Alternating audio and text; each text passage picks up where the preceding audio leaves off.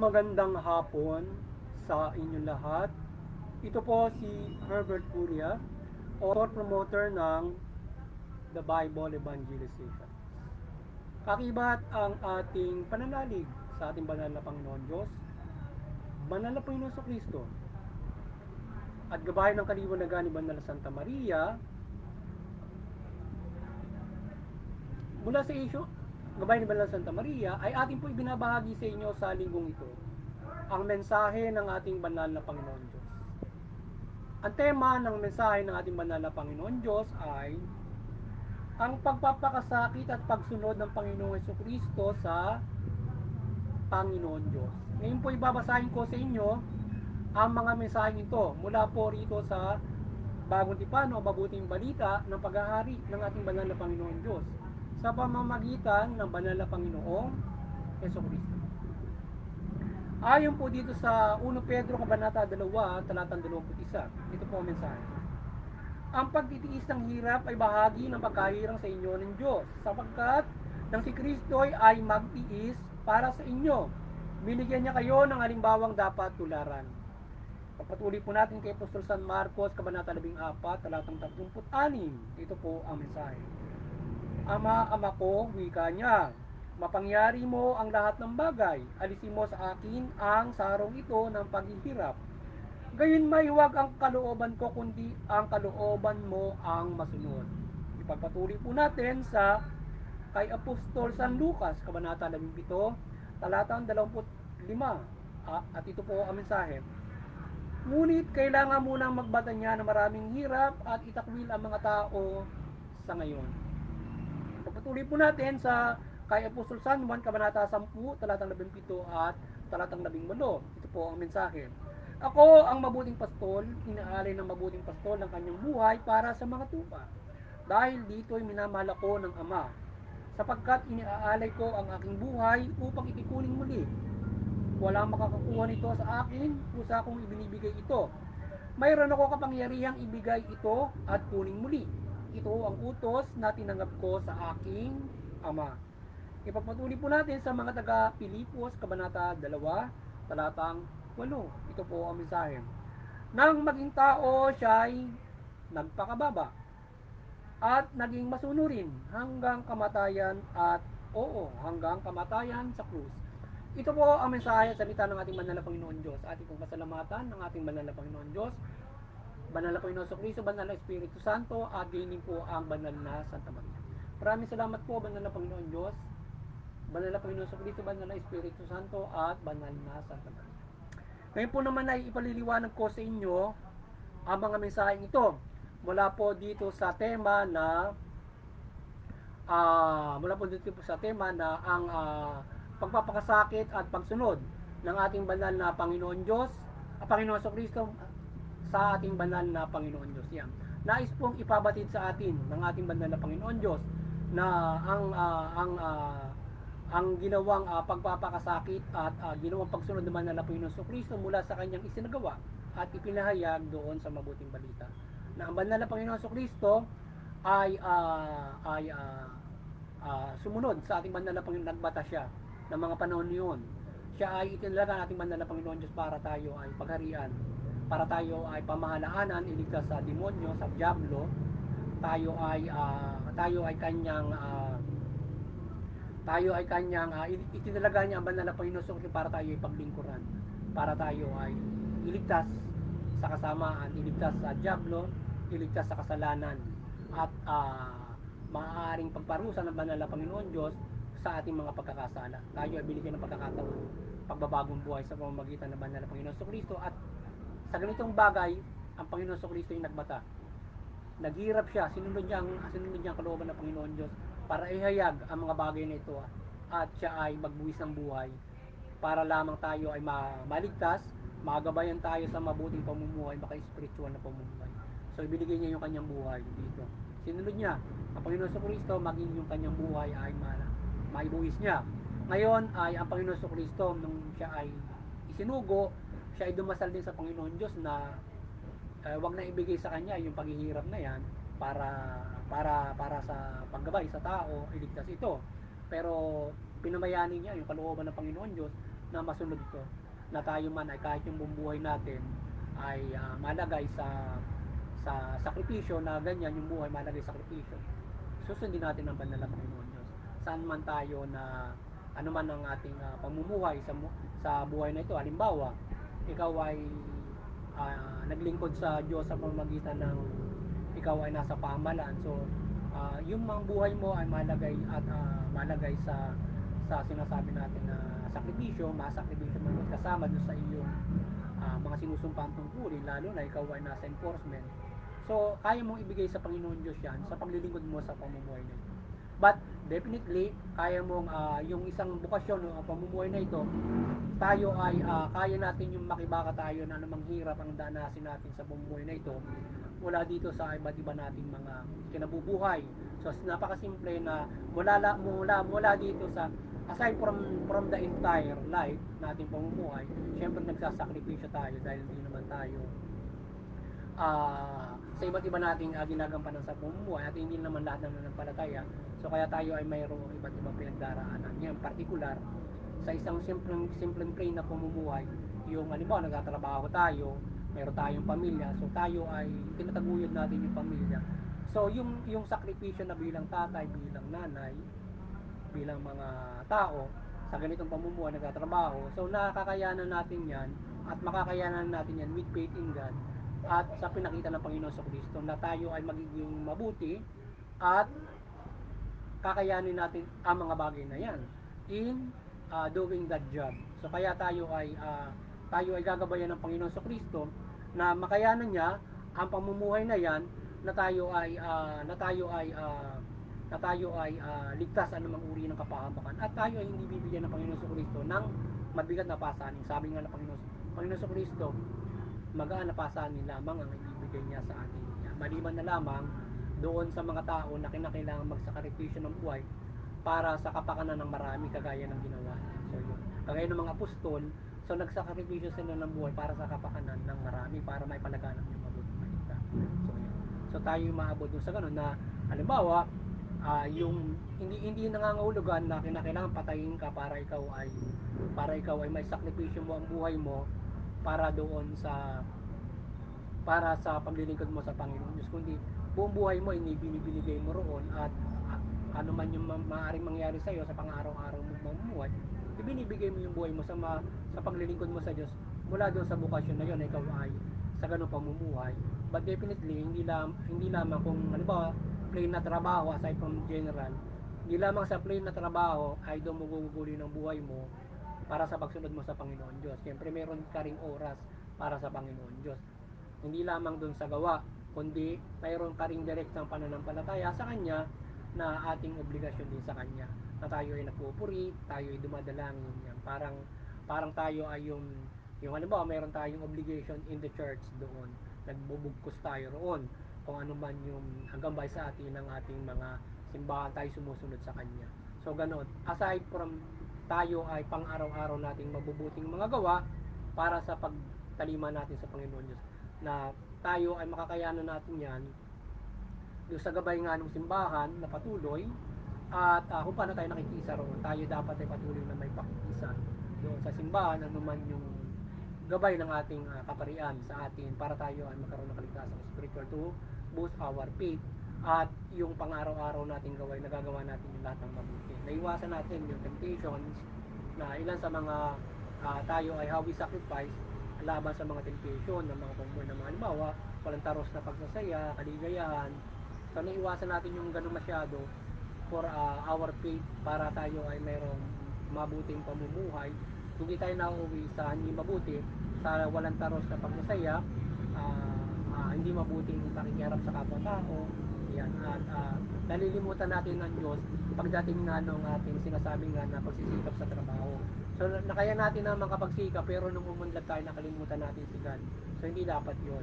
Kasi nga kasama natin siya sa pagsisikap, pero hindi lamang doon, baka malimutan na natin yung ibang bagay na obligasyon natin.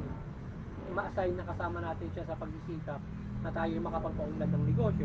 Umunlad tayo, pero meron tayong time para kay God pa rin.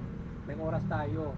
Yung wala, kagayang pakikisa sa simbahan, meron ng time tayo para sa pagkakapwa-tao natin at time tayo para sa pamilya natin. Kung paano tayo nag-grow in our faith to God. Hindi lamang magsikap tayo para umulat tayo sa negosyo, umulat tayo sa hanap buhay. Hindi lamang tayo itong ginagabayan naman yan ng Panginoon Diyos. Kundi sa gawa, hindi lamang yan yung gawa, tayo nakakahon sa gawa ng pagpapaunlad lang, kundi sa entire na gawa natin na pagkipagkapwa-tao natin or pamumuhay natin. Tayo ay ginagabayan sa gabay ng mabuting balita, ay ganoon natin gagawin ang ating pamumuhay in faith to God, sa gawa at sa direktang pananampalataya natin kay God mula kay Panginoon sa Kristo para makakayanan natin ang hirap ng buhay nito. Sabagat mula pa lamang doon sa ating nasa katawan, makikita na natin kung paano natin nasusunod ng Panginoon Diyos, not to masunod yung pita ng laman natin, yung kagustuhan na tayo walang taros na pagsasaya, yung sexual arouse, iba't ibang mga bagay na ating pinipigil yan. So diyan tayo ginagabayan ng Panginoon ng Panginoon sa Kristo, how yan yung ating pinapasan na ilan sa mula na cross na mula paano natin kinokontrol yung mga lust ng katawan natin para makapamuhay tayo ng mabuti at maiwasan natin yung paggawa ng mali, para tayo ay hindi natin makagawa tayo ng pagkahalimbawa, financial, trabaho, gusto mo maging mayaman kagagawa ka ng bagay na hindi maganda para umudlad ka. So hindi mo nasusunod ang pananampalataya sa Panginoon sa Kristo para makayanan na mo na buong pagsisikap na umudlad ka in good way. Parang ganun. So sa ba't ibang mga bagay, in lot of our body, halimbawa, sexual art, napipigil mo yon kasi because of your faith sa God natin. So napipigil mo ang mga bagay na yan. So hindi ka gumagawa ng mga bagay na ikaw ay babaero ka, parang ganun. Naiwasan mo ang pagiging babaero at bubuntis ka ng bubuntis. So, para mapariwara yung pamumuhay mo at yung ibang tao, di ba, sa ginagawa mo, di ba, magkakaroon ka ng mga ganun na nakasisira ka ng buhay sa arts mo na gano'n, di ba? O iba't ibang mga bagay na magdudulo sa iyo ng kapamakan. That is our cross na pinapasa natin sa buhay natin, na kung paano tayo namumuhay na nakukontrol natin ang mga bagay sa paggawa ng mali. At lalong-lalo na kung tayo ginagawa na nung pagkakamali. Yan ang mabigat doon. Na hindi lamang yung kung sa buhay, nagtatrabaho tayo, mabigat, lalo na buwis buhay na trabaho. So mabigat yun, na tayo ay nalalagay sa mga buwis buhay na trabaho. So yun ang mahirap doon. Dahil kung tayo malalagay sa buwis buhay na trabaho, so siyempre kinakailangan natin na tayo ay kailangan natin ng iba yung pananampalataya para tayo ay iadya sa kapahamakan kung yung mga trabaho natin ay para mga buwis buhay na trabaho, di ba? So yun. Kaya tayo ay kailangan natin ng pananampalataya mula doon sa pagsunod sa mabuting balita, at saka hindi lamang doon kundi akiban natin ng kapangyarihan ng Panginoon Diyos na ginagabayan na tayo para makayanan natin yung mga bagay. Pero mula pa lamang doon sa gabay na pagmumol sa atin, yun ay makakayanan natin lalo kung nagsasama-sama tayo sa mabuting pamumuhay, tayong mga Kristiyano, nagtutulungan tayo. So magiging magaan kung sabihin lamang ng financial yan. Kung sabihin na kung halimbawa yung pagbubukid, yung magtutulungan tayo, tapos agad yun, diba? Maging magaan sa atin yung pamumuhay, diba? Sa ganung mga bagay. So nakakayanan natin ang sama-sama sa lakas ng paggawa ang isang mga bagay. Kung susuluhin mo yan, mahirap mo magagampanan yan. Kaya nga tayo ay sa lahat ng bagay ay yung krus na dinadala natin ay makakaya natin yan with Christ. Magandang papapasan sa atin yan. Ano man yung pinipili mong trabaho, ano man yung way of life, at saan ka man nakatira, sama ng lugar mo, at lalong-lalo na kung makakaharap ka nga ng ganun na ginagawa ka na ng masama ng kapwa-tao mo, nagiging biktima ka ng mga nagkakamali o mga tao hindi naniniwala sa iyo, lalo na yung manlalabag ng batas na hindi nakasusunod sa batas. Yan yung cross na ng ating dinadala kung paano tayo magiging matibay, hindi tayo gagawa ng mali kapag ginagawa ka na ng mali ng kapwa-tao mo, pag nilalabag na sa iyo yung batas or anumang uri ng mga kamali.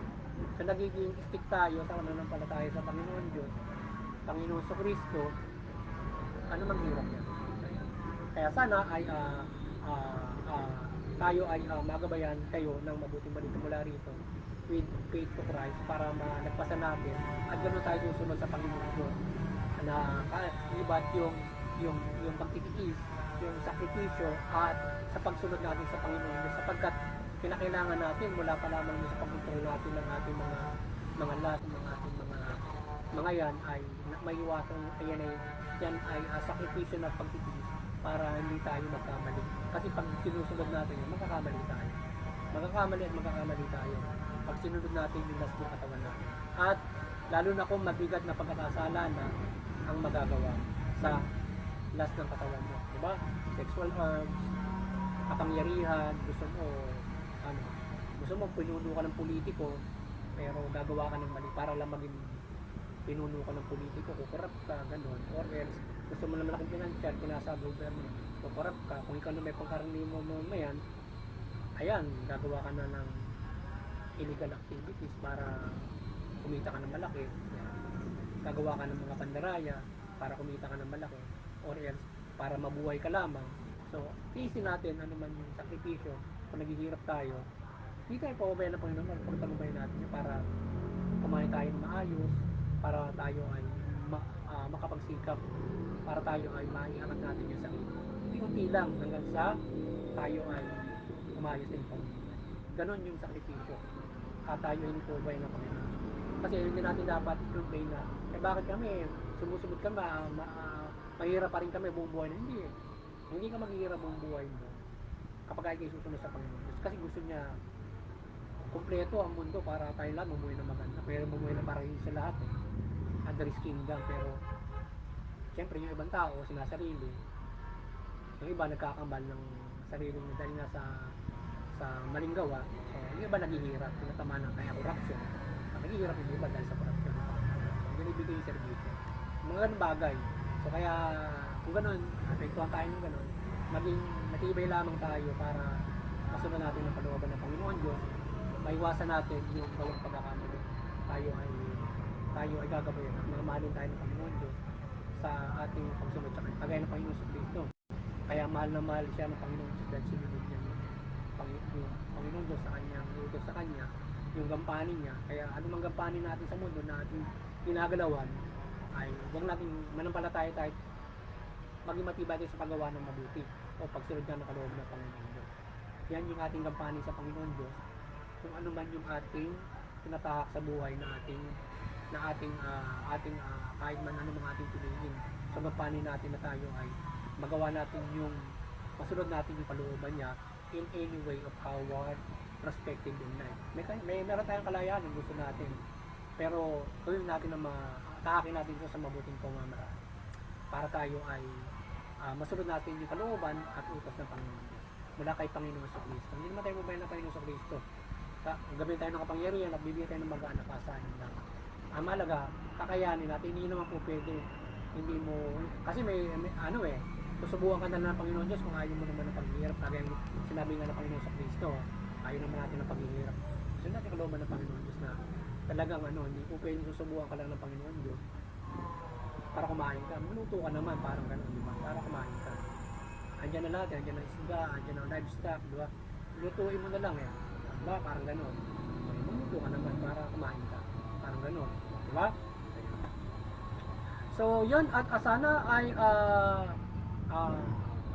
nagabi naman kayo sa inyong kaligtasan spiritual at kayo ay patuloy na ating mabuklod dito sa The Bible Evangelization sa pagbabahagi ng mabuting balita.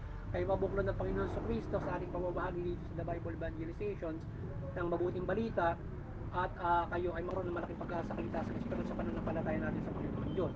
Sana masunod nyo ang mabuting balita sa pananampalataya sa Panginoon Diyos sa gabay ng Panginoon sa Kristo at kayo ay maakay niya, maakay tayong lahat sa kaligtasan spiritual sa kanyang pamamahala.